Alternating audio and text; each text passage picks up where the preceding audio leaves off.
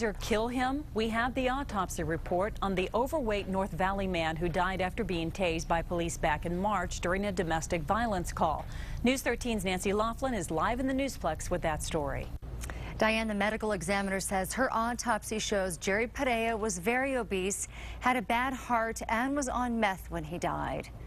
Was the taser single-handedly responsible for his death? Unlikely. That's the finding of medical investigator Clarissa Krinsky regarding the death of a man who was tasered by Albuquerque police 2 months ago. A death she describes as an arroyo of events that came together on the morning of March 21st. Everything sort of sweeps together into sort of one sort of pool of events that can lead to a death, rather than being able to pinpoint one specific thing. It began at 9:30 that March morning. Albuquerque police were called to Perea's parents' home in the North Valley for domestic violence.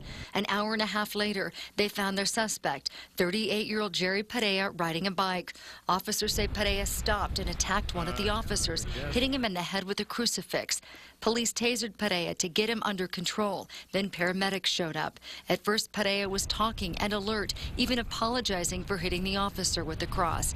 But Perea died on the way to the hospital. He was obese. He had some heart disease. He had an enlarged heart. He was under the influence of methamphetamine. And the investigator says that's not all. And then if there was any kind of restraint or physical engagement with law enforcement or medical personnel, that will also stress your body. So all of these things come together that can put stresses on the heart and lungs and ultimately lead to death. She says that's what happened with Jerry Perea.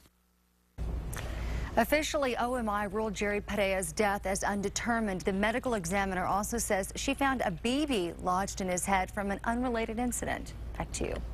All right, Nancy. Now, Perea had a long criminal history, including attacks on police officers. Albuquerque police say they will continue using tasers as an alternative to drawing their guns.